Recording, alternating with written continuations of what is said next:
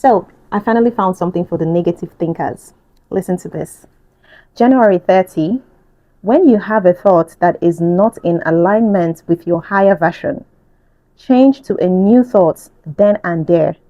When you say a thing that is out of alignment with your grandest idea, make a note not to say something like that again.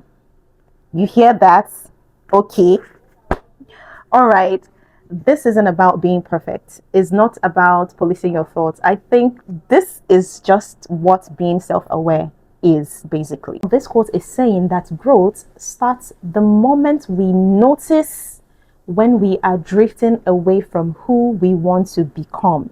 That is the highest version of ourselves. You know how you imagine yourself to be some kind of way? You know, when you sit down and fantasize and think about your future self, the life you want for yourself. It is what you do today, right now, that would determine if that life will come to fruition, if it will ever happen. Now, in living in the very moment, you have to be able to catch yourself the moment you start to drift away from that picture you've visualized for your future self, for your higher self.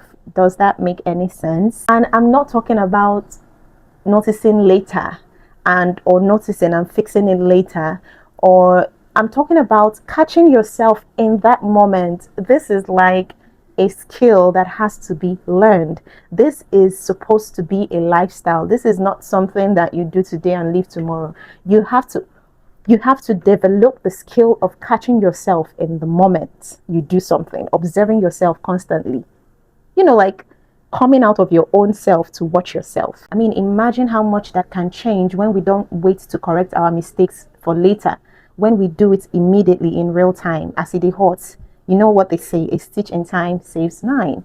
So let us cultivate that habit of observing ourselves constantly and quickly changing what does not align with who we want to be. That is assuming that we are trying to be better. So if this applies to you, save this video, watch it 3 times daily, one in the morning, one in the afternoon, and one at night, for the moments you catch yourself sleeping. Okay?